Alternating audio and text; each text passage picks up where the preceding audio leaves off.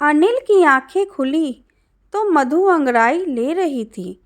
पति को देखकर उसने हंसते हुए इशारा किया और अनिल गहरी ठंडी सांसें छोड़ने को मजबूर हो गया। और अनिल बोला, काश पहले का समय लौट आता। अनिल ने मधु के हाथ में हाथ डालकर कहा। तब मधु ने पूछा, तो क्या करते उस समय? अनिल ने शरारत से कहा, किसी लाल पीली परी को लेकर बहुत दूर उड़ जाता। मधु सोच रही थी कि शायद अनिल उसके लिए कुछ रोमांटिक शायरी कहेगा। थोड़ी देर पहले जो सुबह सुहावनी लग रही थी, अचानक ही फीकी सी लगने लगी। मैं तुम्हारे लिए कुछ नहीं, आज के दिन भी नहीं। तुम ही तो मेरी लाल पीली परी हो। अनिल अचानक मधु को छोड़कर चादर फेंककर उठ खड़ा हो गया और बोला, अरे बाप रे, मैं तो भूल ही गया। मधु के मन में फिर से आशा जाग गई। क्या भूल गए? बहुत ज़रूरी मीटिंग है। अरे बाप रे बाप, मैं तो भूल ही गया था। मुझे आज जल्दी जाना है। कहते कहते अनिल बाथरूम में घुस गया नहाने के लिए। मधु का चेहरा फिर से मुरझा गया। अनिल 50 करोड़ की संपत्ति वाले एक कंपनी यानी कारखाने का मालिक था। बड़ा तनाव भरा जीवन था उसका।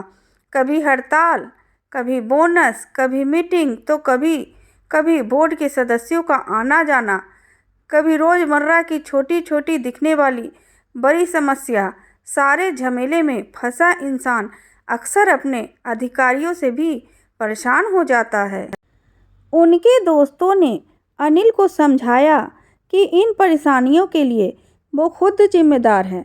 वह अपने अधिकारियों पर विश्वास नहीं रखता, स्वयं संतुष्ट नहीं हो जाता, किसी भी काम को आगे बढ़ने नहीं देता था। यह अगर उसका एक गुण था तो एक अवगुण भी था।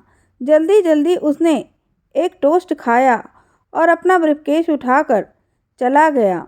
मधु अभी भी उसके चेहरे को ही देख रही थी कि शायद अब अनिल उससे कुछ कहेगा, लेकिन पति के चेहरे पर सिर्फ तनाव ही दिखा रही थी।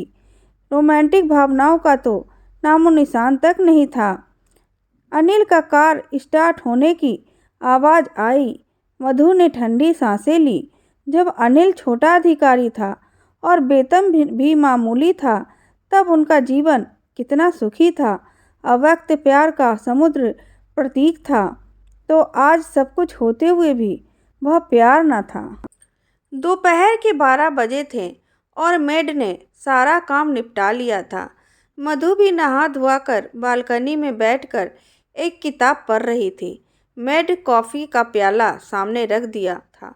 तभी टेलीफोन की घंटी बजी और मधु को लगा कि लगता है अनिल का फ़ोन आया है। मधु को लगा कि अनिल जो सुबह रोमांटिक बातें करना भूल गया था, वो शायद वही बोलने के लिए फ़ोन किया है।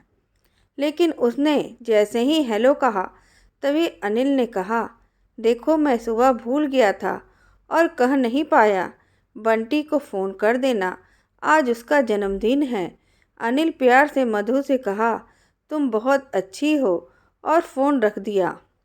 मधु हाथ में फ़ोन रखे सोचने लगी कि बस इतना ही याद आया अनिल को कि आज बंटी का जन्मदिन है।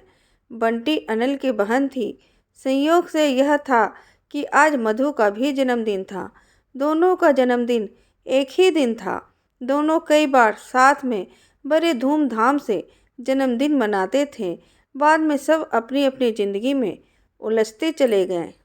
साल में जन्मदिन ही एक ऐसा दिन आता है जब कोई अकेले नहीं रहना चाहता है। भीड़ भाड़, शोरगुल और जश्न के लिए मन मचलता है। माँ बाप की तो बात अलग ही है, लेकिन जब अपना परिवार हो तब इंसान जश्न को सबके साथ बांटना चाहता है। अनिल के साथ बिताई गई पिछले वाले जन्मदिन जब जब याद आते हैं, पिछले कुछ बरसों से चल रही उपेक्षा बड़ी चोट करती है। कामयाबी और ऊंचा बनने की कामना अनेक त्याग मांगती है। कामयाबी का सबसे पहला शिकार पत्नी होती है। स्त्री उड़ान भरती है तो पति से दूर होने लगती है। मधु कुछ ऐसी सोच में डूबी हुई थी, तभी फ़ोन की घंटी बजी। मधु ने उदास स्वर से कहा, हेलो। तभी खिलखिलाती हुई आवाज़ आई, हेलो माँ, हैप्पी बर्थडे। बेटी मसूरी में एक स्कूल में पढ़ती है और हॉस्टल में रहती है। धन्यवाद बेटी, मधु ने प्यार भरे स्वर में कहा। कैसी हो तुम? हाँ, मैं ठीक हूँ। पहले यह बताओ कि क्या बन रहा है जन्मदिन की खुशी में? मैं आ जाऊँ खाने? आ जा बेटी, बहुत याद आ रही है, मधु ने प्यार भरे शब्दों में कहा। ठीक है माँ, अब पढ़ाई का वक्त हो रहा है, रखती हूँ।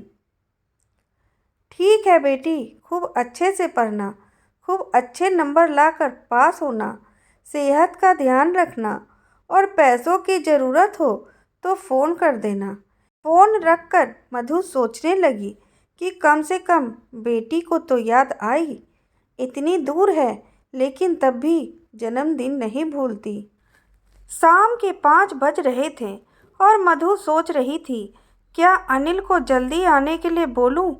पर नहीं, मधु ने सोचा कि जब पति को ना इसका याद है और ना ही उन्होंने जन्मदिन के बारे में कुछ बोला है, तो मैं फ़ोन कर कर क्यों अपनी बेइज्जती कराऊं।